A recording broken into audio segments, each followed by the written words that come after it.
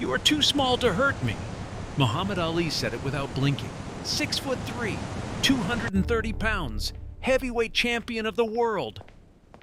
The man across from him was 5'7", 135 pounds.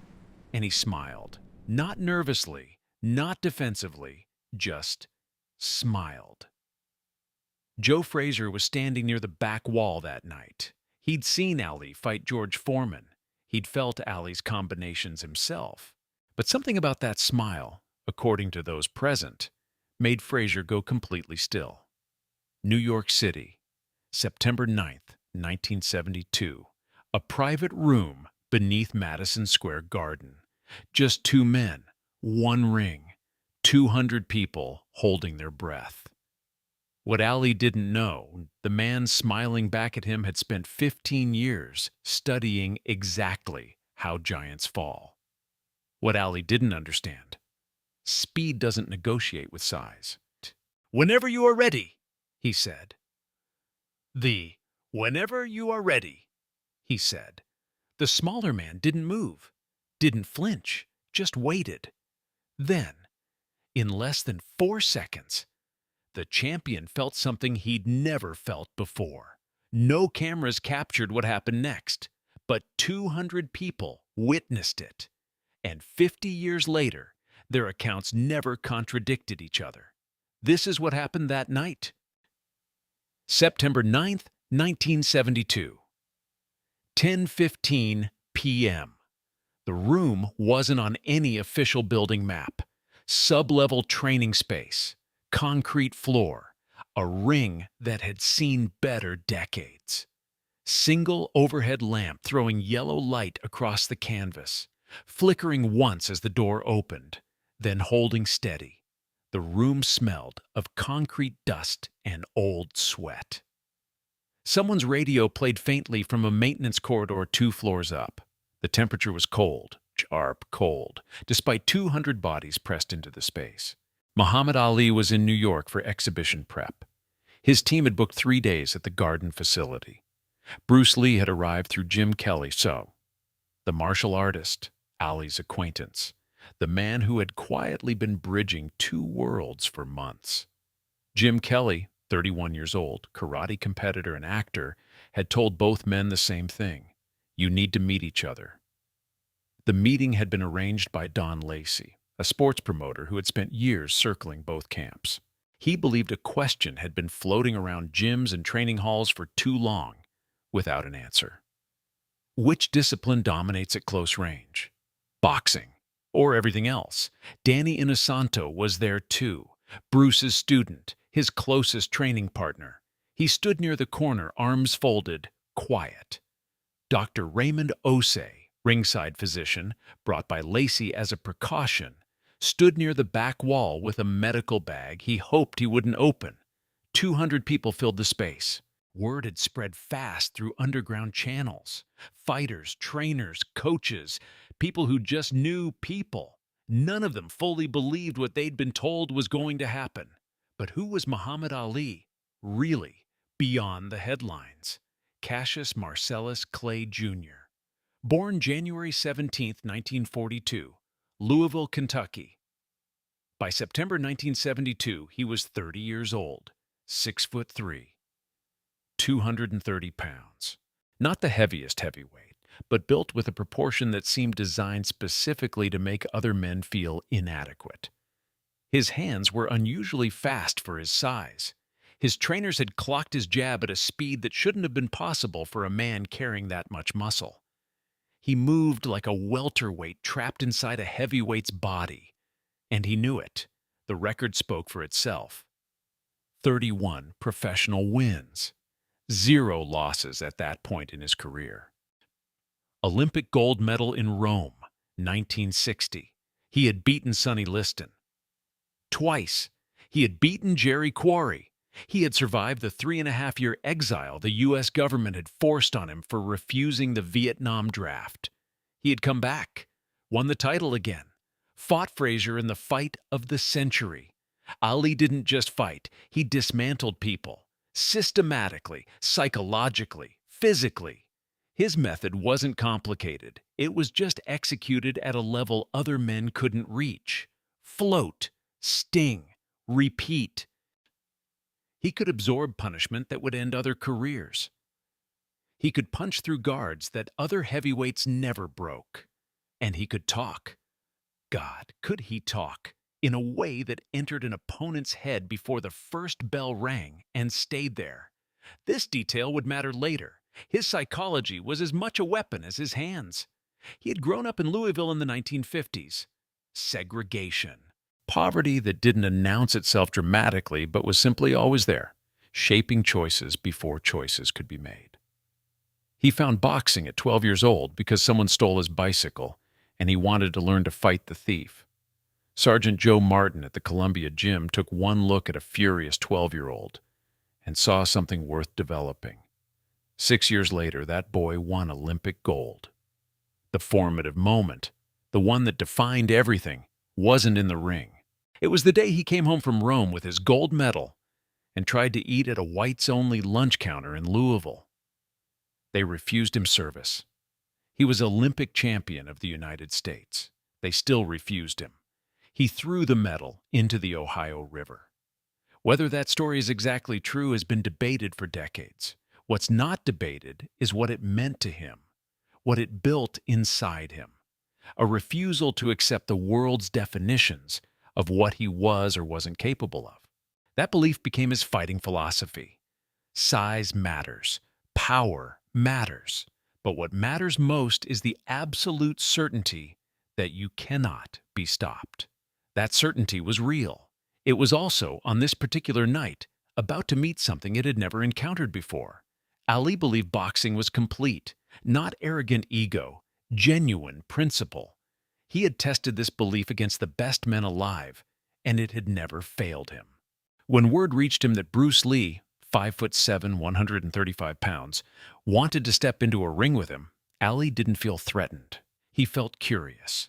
"Let's see what this is," he told Jim Kelly. That was his motivation, not humiliation, not dominance for its own sake.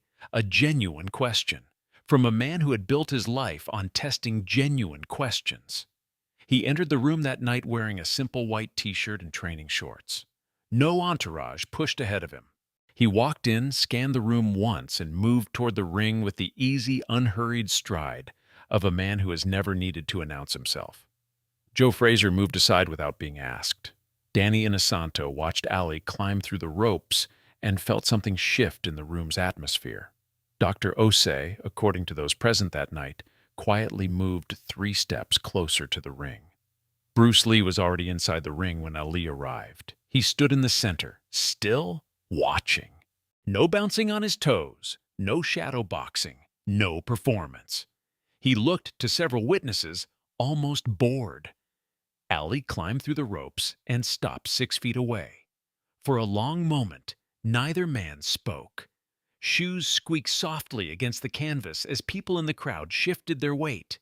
The overhead lamp buzzed once, low, barely audible, then went quiet again. The 200 people in the room went quiet in a way that rooms rarely go quiet. Not silence imposed by awkwardness. Silence created by attention. Ali looked at him, really looked, taking inventory the way fighters do, shoulders, stance, weight distribution, hands. Then he smiled, wide, genuine. "Man," Ali said, "you are small." "I know," Bruce said. "You sure you want to do this?" "You are the one who should be asking that question," Bruce said. Not aggressive, not theatrical, just factual. Something crossed Ali's face, not offense, more like recalibration. He hadn't expected that answer. Jim Kelly, standing ringside, told people later that was the moment he knew the night would be different from what everyone had imagined. Ali rolled his shoulders, raised his hands into his familiar guard, high, loose, deceptively casual. "Rules?" Ali asked. "You tell me," Bruce said. Ali glanced at Don Lacey at the edge of the ring. Lacey nodded once. "Controlled," Ali said. "We stop when we stop." Bruce nodded. They moved to 3 feet apart. "Oh." The overhead lamp threw hard shadows across both men. To Ali, This was a test of something he already knew the answer to: size, power, the architecture of physical dominance. To Bruce, this was familiar territory. He had spent 15 years in rooms with men who believed what Ali believed. To Joe Frazier, watching from the back wall with his arms folded, something felt deeply wrong about how calm the smaller man was. Ali feinted left, watched Bruce's eyes. Bruce didn't move. Ali feinted again. Harder. Still nothing. "You were supposed to flinch," Ali said, almost to himself. Bruce said nothing. Ali raised an eyebrow, set his feet, and threw the jab. "Everything you've heard so far? That was the setup. What happened in the next 4 minutes became legend. This is how it unfolded." The jab came out fast. Faster than most men in that room had ever seen a punch travel. Bruce wasn't there. Not blocked. Not parried. Simply gone. Half a step to the outside, weight already transferred, the punch passing through air where a head had been a fraction of a second before. Ali blinked. He threw again. Straight right this time. Full commitment. Bruce moved inside it, so close the punch grazed his shoulder. His left hand redirected Ali's forearm. Light as a suggestion, and Ali's momentum carried him 6 inches further forward than he intended. The crowd made a sound. Not a cheer, something more confused than that. Danny Inosanto stopped breathing for a moment. Ali reset. His eyes had changed. The casual amusement from 30 seconds ago was gone. Now he started talking. "You can't hide forever, little man." He threw again. Jab. Bruce slipped it. "Come on, hit me." Cross. Bruce circled left. Gone again. Ali smiled, but it was a working smile now. The smile he used on Frazier, on Foreman. The one that said, "I see you. I'm coming. I'm gonna find you." The crowd felt the shift. Someone near the back exhaled sharply. A few people leaned forward without realizing they had. He threw a combination, jab, cross, hook, the sequence that had dropped bigger men than Bruce Lee. Bruce took the jab on his forearm. The cross he slipped by millimeters. The air displacement from Ali's fist was audible in the silence. A soft whistle passed his ear. The hook he redirected with both hands, guiding its momentum past him like redirecting water. The impact of Ali's fist against the rope post cracked like a bat hitting a wooden table. Ali pulled his hand back, shook it once. Frazier at the back wall uncrossed his arms. He thought it was luck, Frazier would say years later. The first time, even the second time. Ali always thought the first few misses were luck. By the 3rd minute, Ali wasn't talking anymore. That was how you knew it was serious. When Ali went quiet, he was working. He moved forward, cutting off the ring, the way he'd cut off the ring against Foreman, against Frazier, against every man he'd ever faced. Methodical, inevitable. The room temperature felt like it dropped another degree. Bruce circled, stayed at distance, let Ali push. Every time Ali thought he had the angle, Bruce was somewhere else, not retreating, relocating. 2 inches here, a pivot there. The difference between those two things was everything. Ali's breathing changed, still controlled, but the rhythm had shifted. He was working harder than he'd expected. The crowd felt it. A low murmur moved through the room like a current. Jim Kelly pressed his knuckles against his mouth. Then Ali changed tactics. No clinch, no grab. He simply walked forward. That was the rope-a-dope in reverse. Not absorbing punishment, but applying weight. Constant, suffocating. He pressed Bruce toward the ropes using nothing but forward momentum and 230 pounds of mass. No arms needed, just presence, just gravity. Bruce backed up. 1 step, 2. His shoulders touched the ropes, and Ali kept coming. Chest forward, weight rolling in like a tide, closing every inch of space until Bruce had nowhere left to relocate. The ring itself had become the trap. Bruce couldn't move forward, couldn't pivot left. Ali's angle cut it off. Couldn't pivot right, the corner post was there. For 12 seconds, he was genuinely stuck, not held, not grabbed, just overwhelmed by mass and momentum.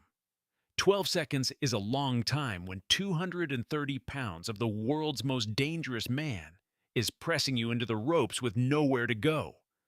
Dr. Osei took one step forward. Jim Kelly's jaw tightened. His hand moved toward the edge of the ring, then stopped. Danny Inosanto would say later, "Those 12 seconds were the only moment that night I thought it was going to go wrong. Ali didn't even need his hands. He used the ring itself as a weapon. Anyone else in that position, it's over. No question." Ali's face was inches from Bruce's. "Now what?" Ali said quietly. The 200 people in the room were completely silent. Someone's shoe squeaked against the canvas. The overhead lamp buzzed once. Bruce didn't answer. He went completely still. And in that stillness, he found the angle. Not through strength. Ali had too much of that. Not through escape. There was nowhere to go. Through physics. Bruce stopped resisting the pressure entirely. He let Ali's momentum continue its own trajectory.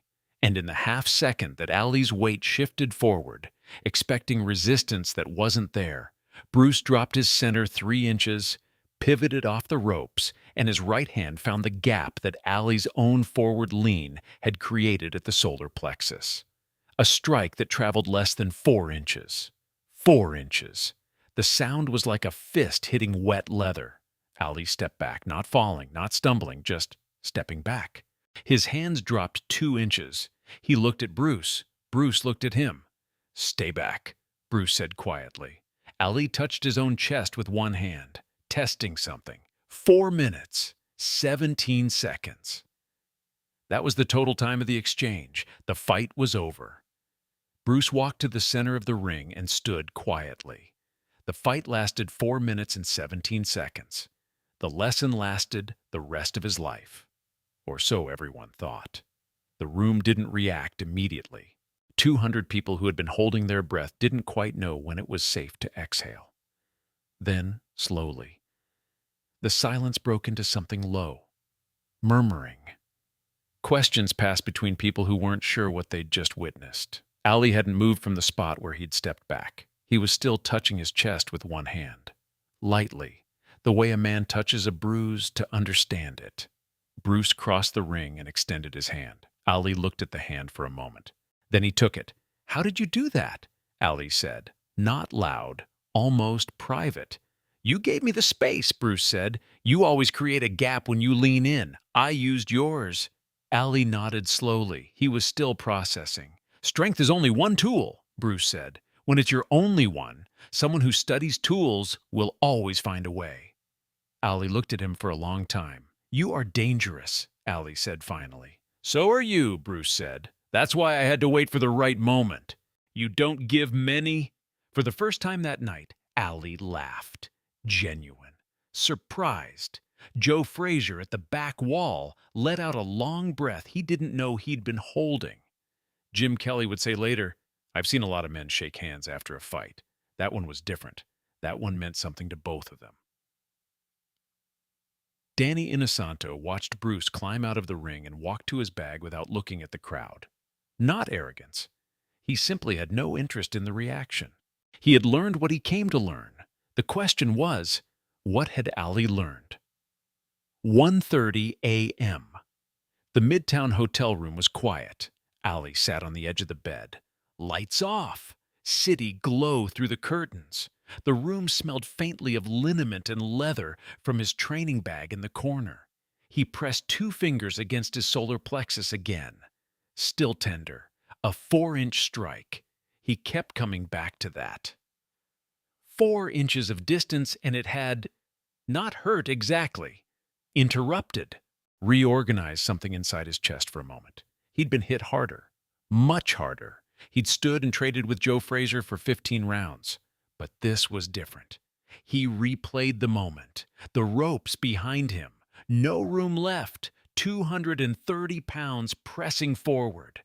And still, somehow, A gap had appeared. Ali had been certain in that moment, the certainty that had never failed him. And then nothing, no resistance, a shift, a gap that appeared where there hadn't been one. And something traveled through that gap before Ali understood it was happening. He stared at his hands in the dark. He had built his life on the belief that his hands were the answer to every question a fight could ask. Tonight, for the first time, he had encountered a question his hands couldn't answer before it arrived. He didn't sleep much that night.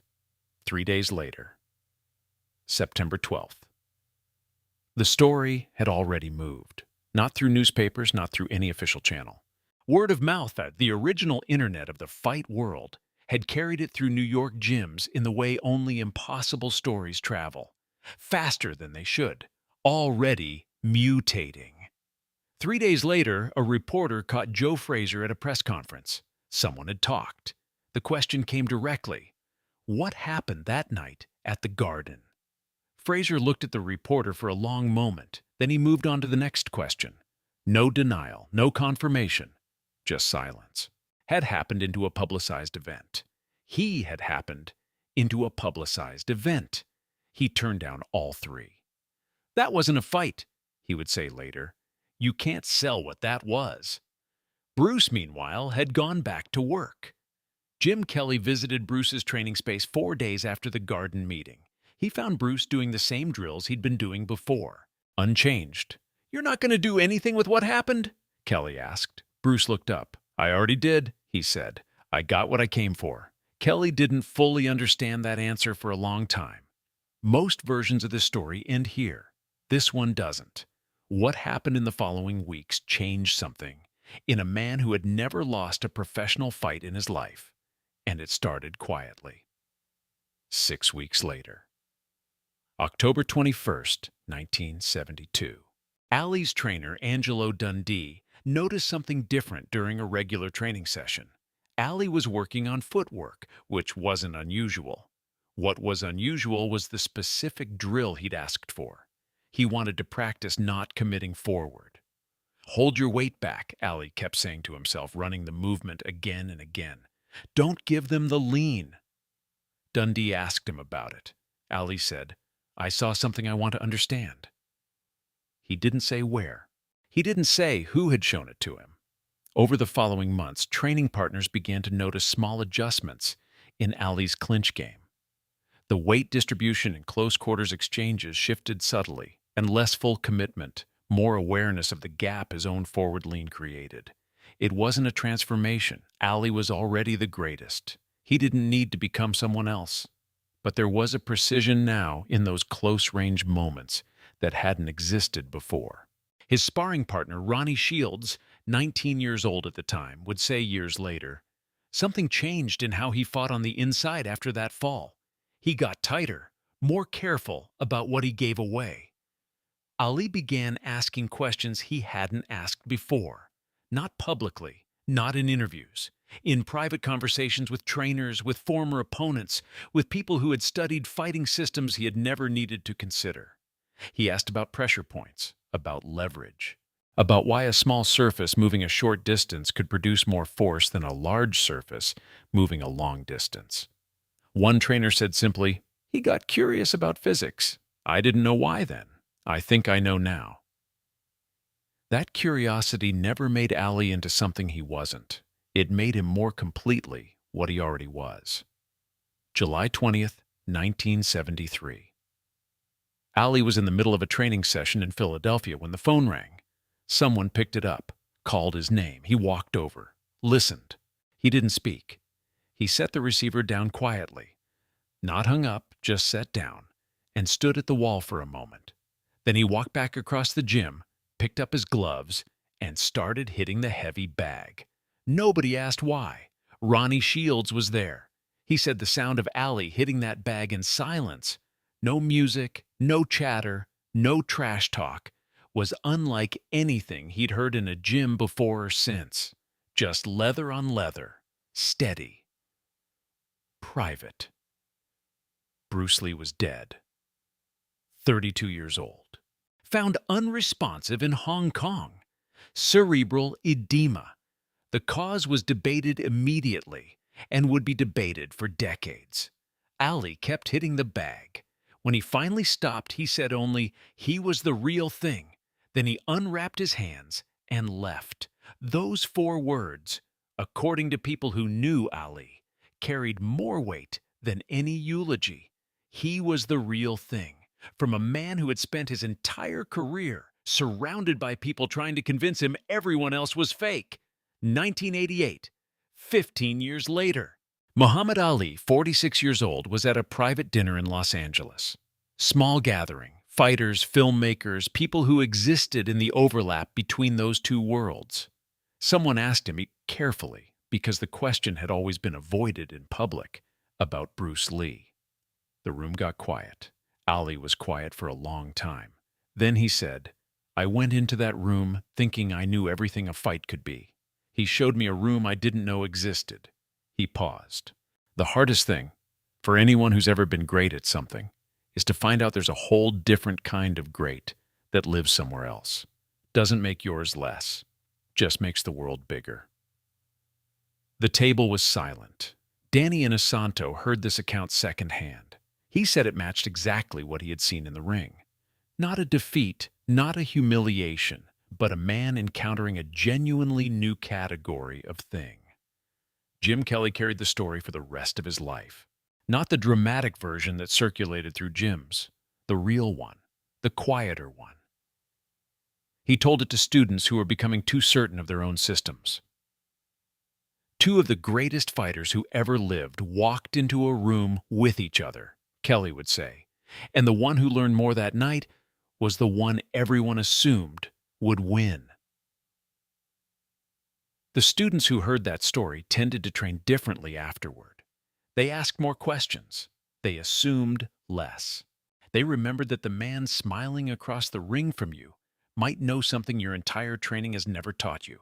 And they remembered that the right response is not to fight harder. It's to get still and wait for the gap. 4 minutes and 17 seconds.